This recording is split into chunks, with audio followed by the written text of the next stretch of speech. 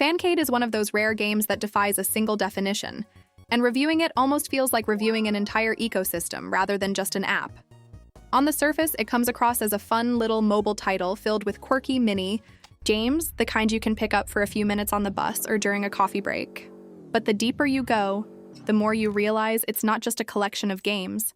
It's a fully fledged game creation platform designed to empower creativity, build community, and stretch the limits of what mobile gaming can be. Made by Martin. Magni, the solo developer known for Mecharama, Fancade is an incredibly ambitious project that manages to feel both playful and professional, easy to use yet surprisingly deep. When you first boot it up, you're greeted with a cheerful and minimalistic interface that feels instantly approachable. There's no overwhelming complexity, no walls of text or intimidating menus, just bright, friendly colors and a clean presentation that invites you to start playing right away. The art style is charmingly blocky and voxel-inspired, similar to Lego or Minecraft, but simplified to fit the mobile form factor. This isn't a game that leans on ultra-realistic graphics. Instead, it goes for timeless, low-poly charm that keeps the focus on gameplay and creativity. The sound design follows that philosophy too. Bouncy little sound effects, a light and playful soundtrack, and plenty of silence where you can just hear the clicks and pings of your creations working. Gameplay is where things get fascinating, because Fancade is divided into two broad pillars, playing and making. On the playing side, you have a massive and ever-growing library of mini-games. Platformers, puzzles, driving games, shooters, physics toys, you name it. Some are developer-made, others are player-made, and they vary wildly in complexity, polish, and tone. You might jump from a tight little puzzle that feels like it could be a commercial release, straight into a chaotic experimental project where the fun is in the weirdness. There's a progression system too, with quests that guide you through curated sets of games, unlocking new content and rewarding you with coins. This gives structure to what could otherwise feel overwhelming. But Fancade doesn't lock you into a rigid path. You're free to explore community creations at your own pace, scrolling through popular uploads or hidden gems waiting to be discovered. The other half of the experience is the Creation Suite. This is where Fancade transforms from just another mobile game into a tool that can genuinely teach you the logic of game design. It comes with a visual scripting system, so you don't need to know how to code, but you can still piece together mechanics, triggers, and logic flows. Think of it like building with blocks, only instead of just shapes, you're snapping together functions, variables, and events. It's deceptively powerful. You can make everything from a simple jumping puzzle to a full-blown 3D adventure. The editor even includes terrain sculpting, object placement, physics, and animated behaviors. What's brilliant is how accessible it feels. Kids can pick it up and make something simple in minutes, but veteran tinkerers can spend hours fine-tuning complex systems. Controls are simple and intuitive, tuned for touchscreens. Playing games usually means a few on-screen buttons, swipes, or tilt mechanics. And because each mini-game is different, the control scheme adapts on the fly. For creators, dragging and dropping components feels natural, and the editor's snap-to-grid design prevents frustrations that often come with creative apps on mobile. Performance is surprisingly stable too, considering the sheer amount of variety and complexity players can throw at the engine. Even on mid-range devices, Fancade runs smoothly with low load times and a lightweight footprint.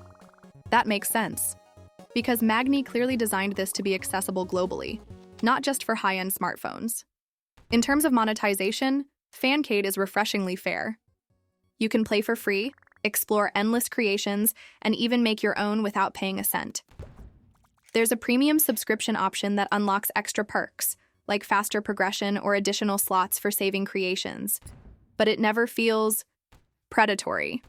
It's more of a support the developer and community model rather than a cash grab, which is rare in today's mobile gaming landscape. That philosophy has earned Fancade a loyal community, one that doesn't just play but actively contributes. You can see that community thriving in the in-app sharing system, where new games are uploaded daily, voted on, and surfaced to players. It's like a miniature version of itch.io or Roblox, but designed with mobile simplicity and friendliness. Replayability is practically infinite, because the game is always expanding. One day you'll log in and discover an inventive puzzle made by a player in Japan. The next, you'll stumble upon a silly racing track built by someone in Brazil.